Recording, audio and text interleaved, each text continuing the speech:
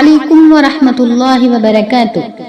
امید کرتے ہیں کہ آپ سب خیر و عافیت سے ہوں گے۔ اللہ تعالیٰ آپ سب کو اپنے حفظ و امان میں رکھے، آمین۔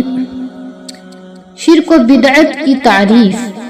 شرک اسے کہتے ہیں کہ خدا تعالیٰ کی ذات یا صفات میں کسی دوسرے کو شریک کرے۔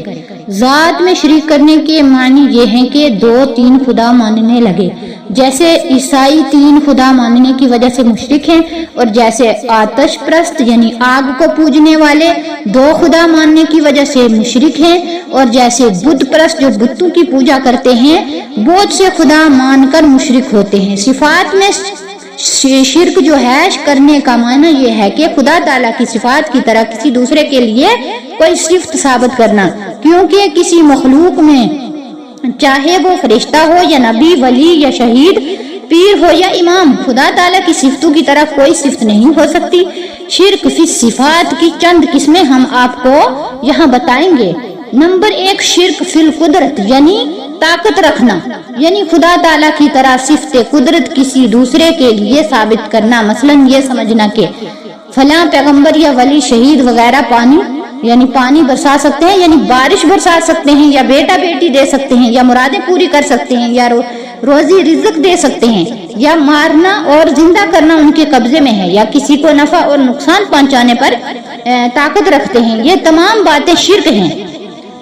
شرک نمبر 2، شرک فی العلم ہے، جو یعنی خدا تعالیٰ کی طرح کسی دوسرے کے لیے صفت علم ثابت کرنا۔ مثلا سمجھنا کہ خدا تعالیٰ کی طرح فلاں پیغمبر یا ولی وغیرہ غیب کا علم رکھتے تھے، یا خدا کی طرح ذرا ذرا کا انہیں علم تھا، ذرا ذرا سی باتوں کا خدا تعالیٰ کی طرح ان کو بھی علم ہے، یا دور نزدیک کی تمام چیزوں کی خبر رکھتے ہیں۔ یہ سب شرک فی العلم ہے، یعنی علم کے اندر شریک ٹھہرانا، کیونکہ غیب کی خبر اللہ کے سوا کوئی نہیں جان سکتا، چاہے وہ پیر ہو، ولی ہو، پیغمبر ہو۔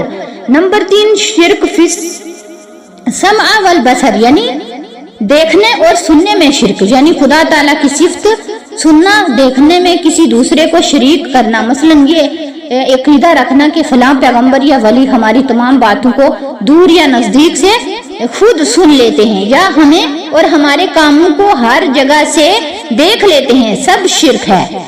اور شرک نمبر 4، شرک فی الحکم یعنی خدا تعالیٰ کی طرح کسی اور کو حاکم سمجھنا اور اس کے حکم کو خدا کی طرح ماننا، یہ بھی شرک ہے۔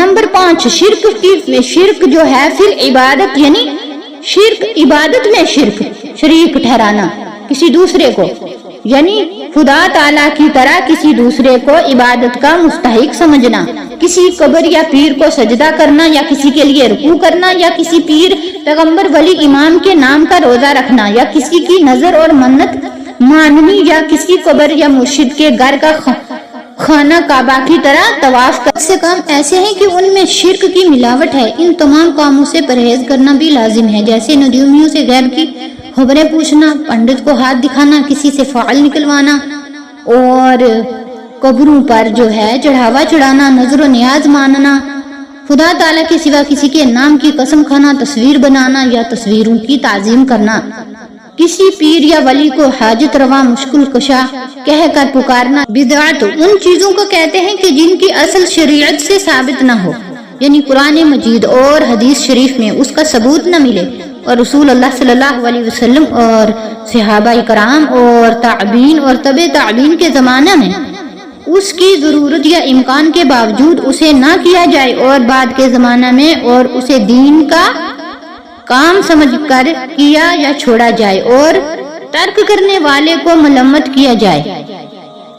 بدعت بہت بری چیز ہے۔ حضور صلی اللہ علیہ وسلم نے بدعت کو مردود فرمایا ہے، اور جو شخص بدعت نکالے اس کو دین کا ڈھانے والا بتایا ہے، اور فرمایا ہے کہ ہر بدعت گمراہی ہے، اور ہر گمراہی کی راہیں دوزخ میں لے جانے والی ہیں۔ السلام علیکم ورحمۃ اللہ وبرکاتہ۔